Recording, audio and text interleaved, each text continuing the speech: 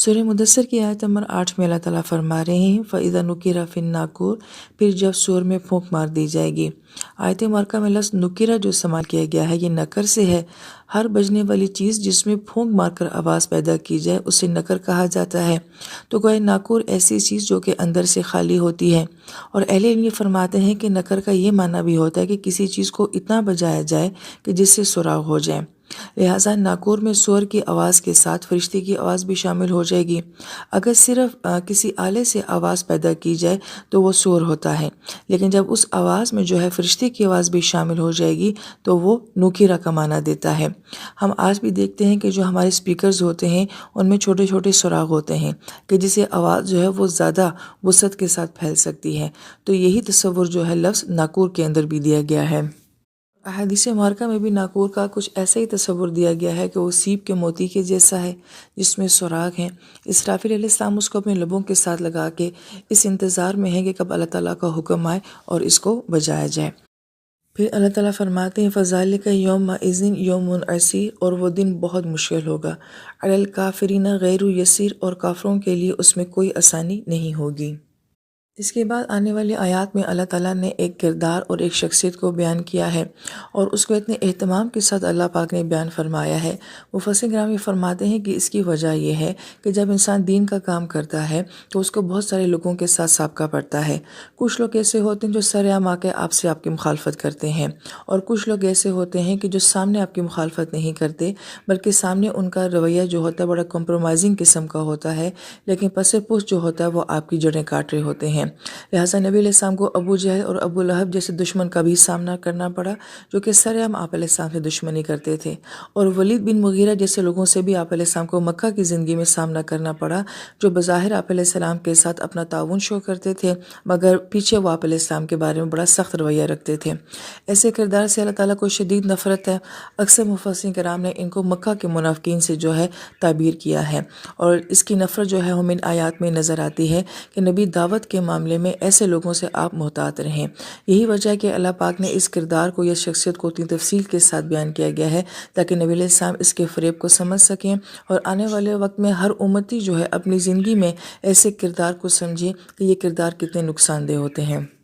لہٰذا اللہ تعالیٰ فرماتے ہیں ذرنی ومن خلقت وحیدہ، اس شخص کا معاملہ مجھ پر چھوڑ دو جس کو میں نے اکیلے پیدا کیا۔ گویا کہ اللہ تعالیٰ کا یہی فرمانا کہ مجھے اور اس کو اکیلا چھوڑ دو، یہ آیات ہی بتا رہی ہیں کہ اللہ تعالیٰ کی نفرت اس کردار کے بارے میں کتنی زیادہ ہے۔ پھر یہاں پہ وحیدہ کا لفظ استعمال کیا گیا ہے چونکہ اکثر مفسرین کرام کے نزدیک اس شخصیت سے مراد جو ہے وہ ولید بن مغیرہ ہے، اور یہ اپنے ماں باپ کا اکلوتا بیٹا تھا، لہٰذا اس کا اکلوتا ہونا بھی اس کی خاصیت تھی کہ ساری محبتیں اور اپنے خاندان میں اس کی ایک اہمیت تھی۔ پھر اللہ پاک فرماتے ہیں وَجَعَلْتُ لَهُ مَالًا مَمْدُودًا، اور پھر ہم نے اس کو مال دیا جو کہ دور تک پھیلا ہوا تھا۔ مفسرین کرام یہ فرماتے ہیں کہ ممدود کا لفظ جو ہے وہ مد سے ہے، اور مد جو ہے وہ لمبا کرنے کو کہا جاتا ہے، اور اسی لفظ سے مدت بھی بنی ہے، اور یہ پھیلنے کے لیے یہ وسعت کے لفظ استعمال ہوتا ہے۔ تو اس شخص کو اللہ تعالیٰ نے اتنا مال دیا ہوا تھا کہ اس کی جو جائیداد تھی وہ مکہ سے لے کے طائف تک پھیلی ہوئی تھی۔ بعض مفسرین کرام نے فرمایا کہ 1 کروڑ دینار سالانہ اس کی آمدنی ہوا کرتی تھی، اور اہل مکہ کو سردی اور گرمی کے موسموں میں اپنی ضروریات کے لیے جو ہے وہ سفر کرنے پڑتے تھے جو کہ وہ ملک شام یا یمن کی طرف کیا کرتے تھے، لیکن اس کے لیے سردی اور گرمی دونوں موسموں میں اس کی پیداوار کافی ہو جایا کرتی تھی اور اس کو سفر نہیں کرنے پڑتے تھے۔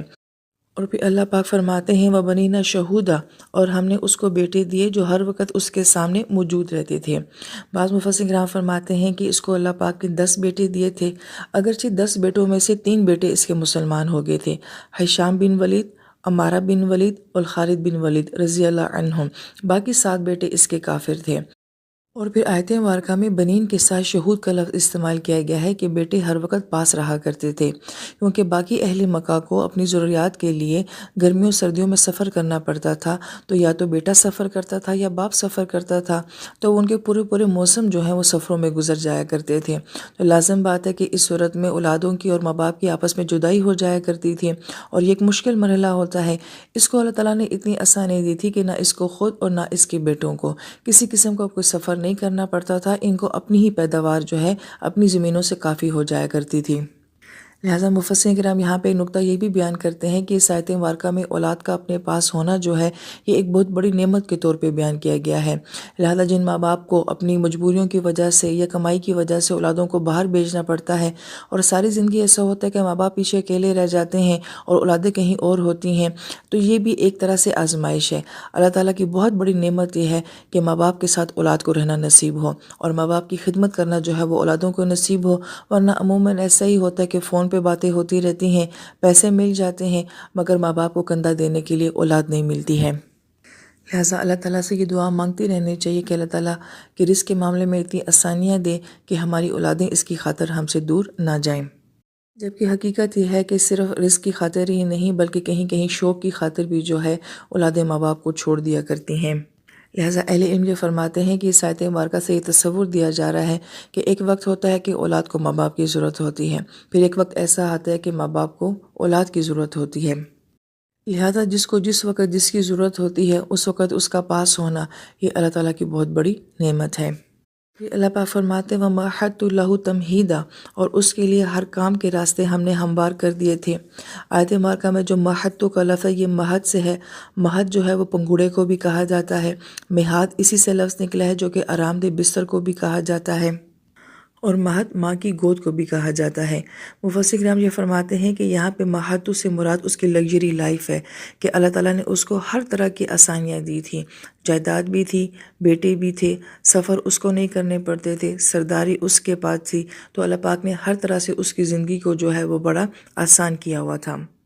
اور بعض مفسرین کرام نے یہ فرمایا ہے کہ چونکہ یہ اپنے آپ کو بڑا ذہین سمجھتا تھا اور لوگ اس کے پاس آ کے اپنے فیصلے بھی کروایا کرتے تھے اور یہ سردار بھی تھا، تو ہر وقت اس کے پاس کوئی نہ کوئی گیدرنگ ہوتی تھی۔ یہی وجہ ہے کہ شہود کا لفظ بھی استعمال کیا گیا اور مہد کا لفظ بھی استعمال کیا گیا کہ لوگوں کی گیدرنگ بھی ہو، لوگ آپ کو سردار بھی سمجھتے ہوں، پیسہ آپ کے پاس ہو اور آپ فیصلے کرتے ہوں، تو بظاہر لوگوں میں آپ کا ایک مقام بھی ہو، تو یہ سب چیزیں جو ہیں اس کے لیے ایک مقام شو کرتی ہیں کہ اللہ پاک نے اس کو نوازا تھا۔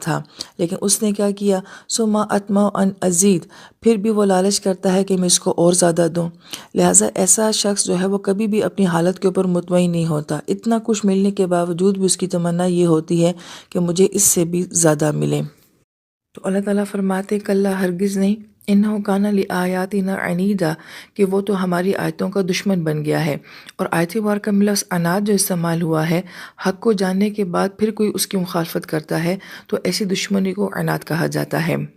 اللہ تعالیٰ کی اس کردار سے جو نفرت ہے وہ اسی وجہ سے ہے کہ ولید بن مغیرہ جو تھا اس نے قرآن کو بھی پہچان لیا تھا اور نبی علیہ السلام کے مقام کو بھی پہچان لیا تھا۔ اس کا اندازہ اس بات سے ہو سکتا ہے کہ اس نے قرآن کے بارے میں جو رائے دی تھی، یعنی کہ اس قدر خوبصورت رائے اس نے قرآن کے بارے میں دی تھی کہ جو کہ ایک عام انسان نہیں دے سکتا۔ جو کسی چیز کو بڑی گہرائی کے ساتھ پہچان لیتا ہے وہی اس کے بارے میں ایسی رائے دے سکتا ہے۔ لہٰذا اس نے جب نبی علیہ السلام سے قرآن پاک کو سنا تو اس نے کہا کہ نہ تو یہ کسی انسان کا کلام ہو سکتا ہے نہ کسی جن کا، اور اس کلام میں بڑی حلاوت ہے اور اس پر خاص رونق ہے، اس کا اعلیٰ پھل دینے والا ہے اور اس کا اسفل پانی جاری کرنے والا ہے۔ اسفل سے مراد نیچے والا حصہ ہوتا ہے، اور وہ بلا شبہ سب سے بالا اور بلند ہو کر رہے گا، اس پر کوئی غالب نہیں ہو سکتا، یہ بشر کا کلام نہیں ہے۔ اب جو قرآن کے بارے میں اس قدر خوبصورت ریمارکس دے رہا ہے، اس کا مطلب ہے کہ اس نے اس کے مقام کو پہچان لیا تھا، مگر اس کے باوجود اس نے انکار کیا۔ لہٰذا اس نے قرآن کو بڑا حقیر سمجھا، بڑا معمولی سمجھا، اور اللہ تعالیٰ کو اپنے قرآن کی توہین پسند نہیں ہے۔ یہی وجہ ہے کہ اللہ تعالیٰ فرماتے ہیں سَأُرْهِقُهُ صَعُودًا، ان قریب ہم اس کو بڑی کٹھن چڑھائی کے اوپر چڑھائیں گے۔ آیت مبارکہ میں سَأُرْهِقُهُ کا لفظ ہے جو کہ رہاکا سے ہے، اور رہاکا کا مطلب ہوتا ہے ایک چیز کا دوسری چیز کے اوپر چھا جانا۔ گویا جب ایک چیز کسی دوسری چیز کے اوپر غالب آ جاتی ہے تو رہاکا کا لفظ استعمال کیا جاتا ہے، اور عموماً یہ نافرمان لوگوں کے اوپر جو سیاہی ہوگی قیامت کے دن اس کے لیے استعمال ہوتا ہے کہ جب ان کے چہروں کے اوپر سیاہی چھا جائے گی اور وہ گناہوں کی سیاہی ہوگی۔ مگر یہاں پہ رہاکا کا لفظ استعمال ہوا ہے سعود کے ساتھ۔ سعود لفظ سعیدہ سے ہے، اور سعیدہ کا مطلب ہوتا ہے اوپر چڑھنا، اور بعض مفسر کرام نے یہ فرمایا ہے کہ بلندی پہ چڑھنے کے لیے لفظ استعمال ہوتا ہے تو جہنم میں ایک پہاڑ کا نام سعود ہے جو کہ چکنا پہاڑ ہے، اور یہ جو کردار جہاں پہ بیان کیا جا رہا ہے یہ اس پہاڑ کے اوپر بھی چڑھنے کی کوشش کرے گا کہ کسی طریقے سے میں جہنم سے باہر ہو جاؤں، اور جب وہ اس کے کنارے پہ پہنچے گا تو وہاں سے سلپ ہوگا اور پھر نیچے جو ہے گہرائی میں گر جائے گا۔ بظاہر انسان کے ذہن میں یہ سوال آتا ہے کہ ایک پہاڑ کے اوپر چڑھنا جو ہے کیا یہ سزا ہو سکتا ہے؟ تو دراصل میں اس اذیت کو یہاں پہ بیان کیا گیا ہے کہ جب ایک انسان بڑی محنت کوشش کے ساتھ کوئی کام کرتا ہے اور عنقریب جب اس کا کام پورا ہونے والا ہوتا ہے تو اگر اس کا سارا کام دوبارہ سے خراب ہو جائے تو کس قسم کی اذیت جو ہے وہ انسان محسوس کرتا ہے۔ آپ یوں سوچیں کہ ہم نے سارا گھر صاف کیا اور پھر کوئی آ کے گندا کر دے، آپ کا کپڑا بالکل سٹچ ہو چکا ہو اور پھر آخر میں آ کے آپ کی سلائی خراب ہو جائے، ہم نے بڑی محنت کے ساتھ ساری اسائنمنٹ بنائی ہو اور پھر آخر میں اس کے اوپر پانی گر جائے، تو کچھ بھی ایسا کام جو آپ بڑی محنت کے ساتھ کرتے ہیں وہ اگر آخر میں آ کے خراب ہو جاتا ہے تو وہ جو اذیت اور تکلیف ہے وہ اس آیت مبارکہ میں بیان کی گئی ہے۔ اور جب وہ یہ سوچے گا کہ میں جہنم سے بچ گیا اور میں نکل گیا، میں کنارے پہ پہنچ گیا، پھر جہاں سے وہ سلپ ہو کے دوبارہ گہرائی میں جائے گا تو یہ ایک شدید قسم کی اذیت ہے جو اس کردار کو وہاں پہ دی جائے گی۔ اور مفسر کرام یہ فرماتے ہیں کہ انسان جس طرح کا گناہ کرتا ہے اسی طرح کی سزا جو ہے وہ دی جاتی ہے۔ تو یہاں پہ اس کے گناہ کی نوعیت کیا تھی کہ اس نے قرآن کے مقام کو پہچانا، نبی علیہ السلام کے مقام کو پہچانا، ان کی بلندی، ان کے معیار کو پہچاننے کے باوجود اس نے گرا دیا قرآن کے مقام کو، نبی علیہ السلام کے مقام کو جو ہے اس نے پہچاننے کے باوجود گرا دیا۔ لہٰذا جس بلندی سے اس نے ان ہستیوں کو اور اس کلام کو جو ہے وہ حقیر کیا تھا، اسی طریقے سے وہ ایک بہت بڑی بلندی کے اوپر چڑھے گا اور پھر حقارت کے ساتھ گہرائی میں گر جائے گا۔